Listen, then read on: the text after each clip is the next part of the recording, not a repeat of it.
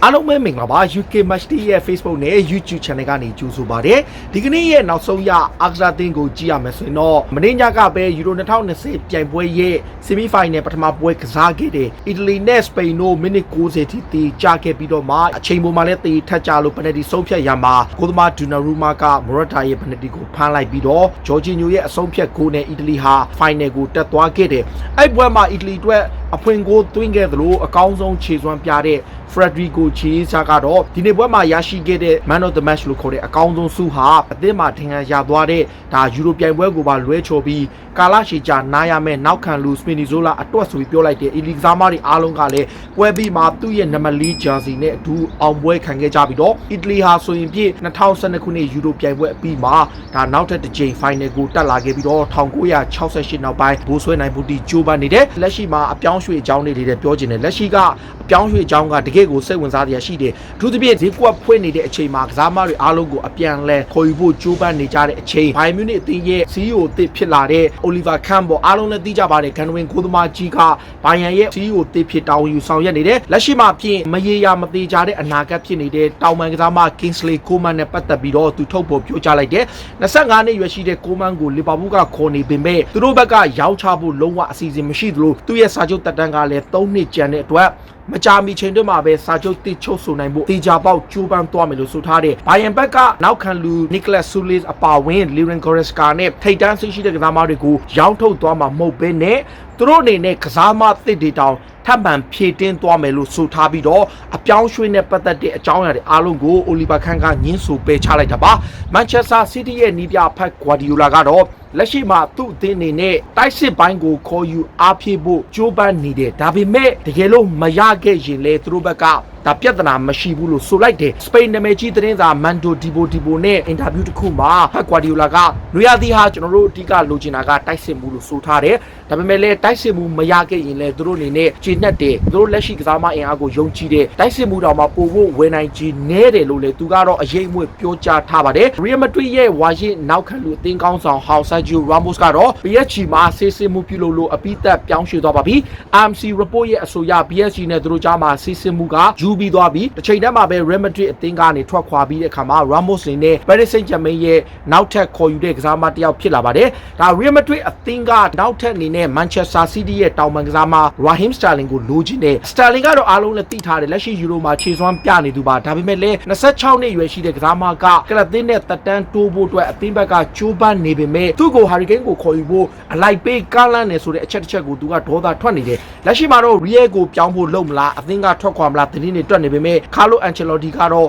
Raheem Sterling ကိုကြိုက်တဲ့တက်လို့ခေါ်ယူခြင်းတယ်လို့ဆိုထားပါတယ်ဒါ Real Madrid ရဲ့တောင်ပန်ကစားမ Gareth Bale ကတော့ကစားသမားဘွားတော်မှာအနားယူဖို့ဒီစဉ်းစားနေတယ်လို့ဆိုထားတယ်တစ်ပတ်ကိုပေါင်6သိန်းထိရပြီးတော့ Real မှာတစ်နှစ်စာချုပ်ကြံသေးတဲ့ Gareth Bale အနေနဲ့ယာတီကုန်မှာကလပ်တင်းကစားမဘွားကနေအနားယူဖို့ဆုံးဖြတ်ထားတယ်ဆိုတော့သူ့အနေနဲ့တပတ်6သိန်းရတဲ့ Real Madrid မှာနောက်ဆုံးစာချုပ်အရတစ်နှစ်ထပ်နေမယ်အဲ့ဒါပြီးတာနဲ့ကလပ်သင်းတွေအတွက်ကစားတဲ့ပြိုင်ပွဲတွေကိုအနားယူပြီးတော့မှ Wales အသင်းနဲ့အတူလက်ရွေးစင်အသင်းကိုဆက်ကစားဖို့သူဆုံးဖြတ်ထားပြီးတော့ကလပ်သင်းကစားမဘွားကိုနားပြီးတော့လက်ရွေးစင်ကစားမဘွားကိုဆက်သွားမယ်လို့ပြောထားတယ်ဆိုတော့သူကထူးထူးခြားခြားလူများတွေကနိုင်ငံနာကလပ်ကန်တာသူကတော့ကလပ်နာနိုင်ငံကန်မယ်ဆိုတဲ့သဘောဘာစီလိုနာရဲ့လက်ရှိဥက္ကဋ္ဌဖြစ်တဲ့ UN Laporta ကတော့ဘလို့အပြောင်းရွှေ့သတင်းတွေဘလို့ကောလာဟာလာလေသတင်းတွေပဲတက်သူတို့ဘက်က Leo Messi ကိုတေချာပေါက်တက်တန်းတိုးနိုင်လိမ့်မယ်လို့ဆိုထားတယ်34နှစ်ရွယ်ရှိတဲ့အာဂျင်တီးနားတိုက်စစ်မှုကလက်ရှိမှာကိုပါအမေရိကပြိုင်ပွဲဝင်ရောက်ရှင်ပြိုင်နေလို့သူ့ကိုစာချုပ်တိချုပ်ဆိုဖို့ကြီးညာနိုင်ဖို့ခက်ခဲနေပေမဲ့အသင်းဘက်ကတော့ Messi ဆက်နေဖို့ယုံကြည်မှုအပြည့်ရှိကြောင်းနဲ့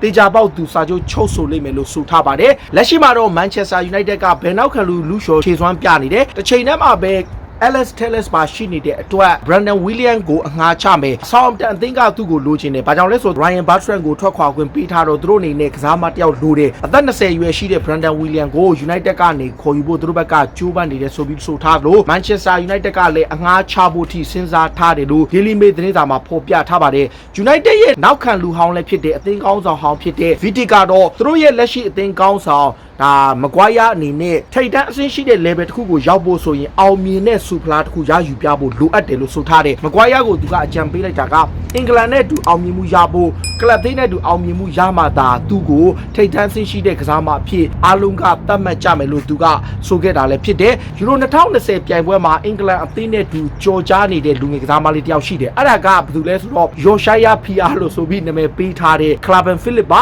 ါလီစ်ယူနိုက်တက်ရဲ့အဓိကကွင်းလင်ကစားမကိုဥရောပထိပ်တန်းကလပ်တွေခေါ်ခြင်းနဲ့သူစပြင်ပရီးမီယာလိဂ်ကလပ်တွေစိတ်ဝင်စားပေမဲ့ကစားမကိုယ်တိုင်ကလစ်ယူနိုက်တက်အသင်းကထွက်ခွာသွားဖို့အစီအစဉ်မရှိကြောင်းနဲ့သူ့အနေနဲ့25နှစ်ရှိပေမဲ့လစ်သူ့ရဲ့အရေးပါတဲ့သူ့ရဲ့အစိပ်ပိုင်းဖြစ်လို့ဘယ်ကလပ်အသင်းမှကမ်းလှမ်းလာစေသူထွက်ခွာသွားမှာမဟုတ်ဘူးလို့ဆိုထားပါတယ်။ဒီကချယ်ဆီအသင်းကလည်းအပြောင်းရွှေ့ဈေးကွက်တွင်လှုပ်ရှားဖို့ကြိုးပမ်းနေပေမဲ့လက်ရှိကစားမတွေကိုအရင်ရှင်းထုတ်နေတဲ့အချိန်စာချုပ်တစ်နှစ်ပဲကျန်တော့တဲ့ဘာကာယိုကိုကိုအငှားချဖို့လုပ်နေတဲ့ချယ်ဆီအနေနဲ့ဘာကာယိုကိုကိုအပိသက်ရောင်းချခြင်းပေမဲ့ဘာကာယိုကိုကိုတိုင်ကစာချုပ်ကိုညှင်းဆန်ပယ်ချထားလို့ AC မီလန်ကိုအငှားချမယ်တစ်နှစ်ထပ်တိုးရတဲ့သဘောတူညီမှုနဲ့အငှားချပြီးတော့မှအပိသက်ပြောင်းခွင့်ဆိုတဲ့သဘောတူညီမှုထည့်သွင်းထားမယ်ဆိုပြီးတော့ report တွေမှာဖော်ပြထားလို့ချယ်ဆီဘက်ကတော့သူတို့အနေနဲ့ပိုရှန်တဲ့ကစားမတွေကိုအပိသက်ထုတ်နိုင်ဖို့ကြိုးပမ်းနေတာပါချယ်ဆီအနေနဲ့လက်ရှိမှာဘိုင်ယာလီဗာကူဆင်အသင်းရဲ့ Tapsoba ဆိုတဲ့ကစားမဗျ Tapsoba ဆိုတာကအခုလက်ရှိမှာအသက်22နှစ်ပဲရှိတယ်ဒါစန်တဘက်ကစားတယ်တကယ် giant စန်တဘက်ပဲဒါ Chelsea ကဂျာမန်အသင်းရဲ့နောက်ခံလူကိုလိုချင်တယ် Metro ရဲ့အဆိုအရ Chelsea ဘက်ကဒီကစားမလေးကိုစောင့်ကြည့်နေတဲ့ Arsenal ဆိုရင်သတင်းတွေသူတို့နဲ့ထွက်နေပေမဲ့ Chelsea ကပိုစိတ်ဝင်စားတယ် agent ကိုလည်းသူတို့ဘက်ကအတိပေးထားတယ်ငါတို့အနေနဲ့မင်းတို့ကစားမကိုစိတ်ဝင်စားတယ်ဒါပေမဲ့မင်းတို့ကစားမရဲ့အခြေအနေနဲ့ခြေစွမ်းကိုတော့ငါလည်းလေ့လာစောင့်ကြည့်မယ်ဆိုပြီးတော့ Leverkusen ရဲ့ကစားမကို Chelsea ဘက်က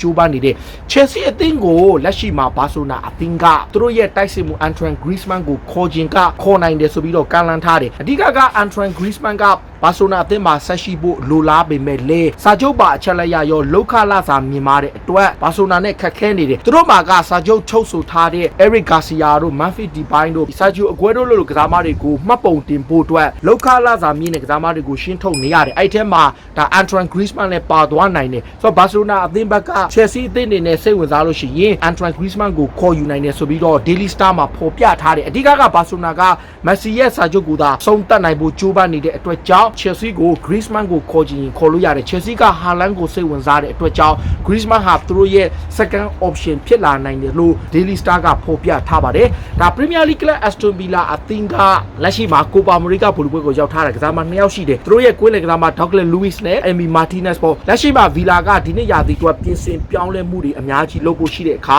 Arsenal အသင်းရဲ့လူငယ်ကစားမလေး Emery Smith ကိုလိုချင်တယ်ပထမချိန်ကမ်းလှမ်းနဲ့တန်းနှစ်ဆန်နဲ့ပယ်ချတယ်ဒုတိယချိန်ကမ်းလှမ်းနဲ့တန်း30နဲ့ပယ်ချတယ် Villa ကနောက်ထပ်တစ်ချိန်ဒီထက်ပိုကောင်းတဲ့ offer နဲ့တတိယအချိန်ကမ်းလှမ်းမယ်အသက်20ရွယ်ရှိတဲ့အင်္ဂလန်လူငယ်ကစားမကိုအရခေါ်ယူနိုင်ဖို့ယုံကြည်နေတယ်ဆိုပြီးတော့ Football Insider တခုမှဖော်ပြထားပါတယ် Arsenal အနေနဲ့ကစားမတစ်တွေခေါ်ယူဖို့ကြိုးပမ်းနေမှုထဲမှာသူတို့ပြီးခဲ့တဲ့နှစ်ကအရန်တာဂက်ထားခဲ့ဘူးတဲ့ကစားမတယောက်ကိုပြန်ဆက်သွယ်လာတယ်အဲ့ဒါကလီယွန်ရဲ့ကွင်းလယ်ကစားမ Hossein Aouar ပါ23နှစ်ပဲရှိတယ်လီယွန်နဲ့စာချုပ်တက်တန်းတစ်နှစ်ကျော်ပဲကျန်တော့တယ်ဆိုတော့ဒီချက်ကိုအာဆင်နယ်ကသီလိုသူ့ကိုခေါ်ချင်တဲ့အခါပေါင်25တန်းလောက်နဲ့ခေါ်ဖို့လုပ်တယ်ပြီးခဲ့တဲ့ရာသီတုန်းကတော့ပေါင်တန်း40ကျော်လောက်ထိခေါ်ယူဖို့ကြိုးပမ်းခဲ့ပေမဲ့လီယွန်ကတန်း90ပတ်ဝန်းကျင်လောက်လိုချင်တဲ့အတွက်ကြောင့်ပြက်ပြေသွားပေမဲ့လက်ရှိမှာတော့အာဆင်နယ်တင်းကအိုက်ကစားမလေးကိုခေါ်ယူနိုင်ဖို့တရားဝင်ကမ်းလှမ်းမှုဖြစ်ပေါင်25တန်းနဲ့ကမ်းလှမ်းလိုက်တာလည်းဖြစ်တယ်အာဆင်နယ်အသင်းအနေနဲ့လက်ရှိမှာဘန်ဝိုက်ရဲ့အပြောင်းရွှေ့ကိုလည်းတကယ်ကို push လုပ်နေရတယ် report တွေရတော့သဘောတူထားပြီ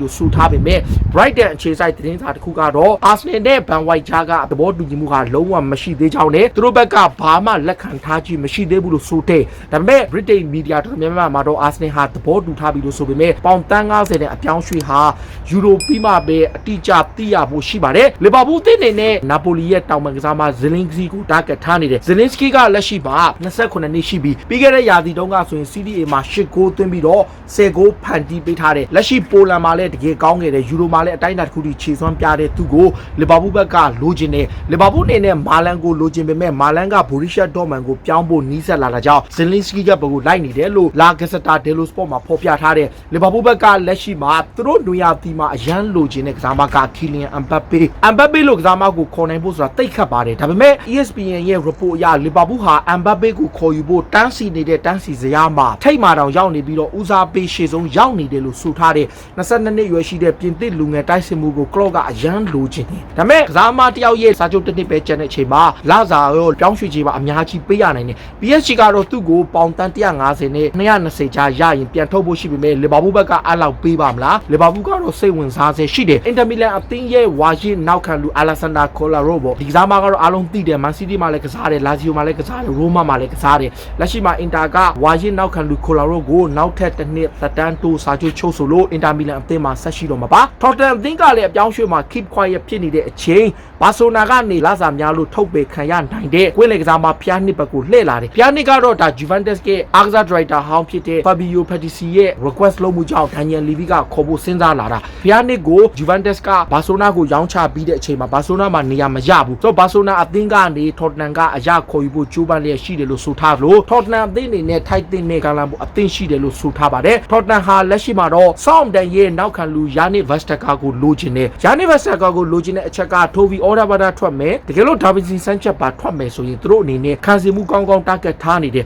28နှစ်ရွယ်ရှိတဲ့ဒမ်မတ်နောက်ခံလူဟာယူရို2020ပြိုင်ပွဲမှာအကောင်းဆုံးခြေစွမ်းပြနေသူတဲ့တယောက်ပါဝင်ဖြစ်တယ်ဆိုတော့ခံစီပိုင်းမှာအရေးပါလို့တကယ်လဲအရက်မြင့်နဲ့အပေါ်ဘောတွေရှင်းထုတ်ရမှာလဲအားကောင်းတဲ့သူကိုလိုချင်တဲ့အတွက်ကြောင့်ထော်တနန်ကဂျိုးပန်လျက်ရှိတယ်လို့ဆိုထားပြီးတော့စပါသင်းကခေါ်ယူနိုင်ဖို့ဂျိုးပန်နေတာပါဒါတွေကတော့စိတ်ဝင်စားစရာနောက်ဆုံးရအားကစားသင်းတွေကိုတင်ဆက်ပေးတာပါခုလိုမျိုးစိတ်ဝင်စားစရာအားကစားသင်းတွေကိုနားဆင်နေကြည့်ရှင်တော့ UK Match Day ရဲ့ Facebook နဲ့ YouTube Channel ကို follow လုပ်ကြပါလို့ပြောနေအားလုံးကိုကျေးဇူးတင်ပါတယ်အရေးတော်ပုံ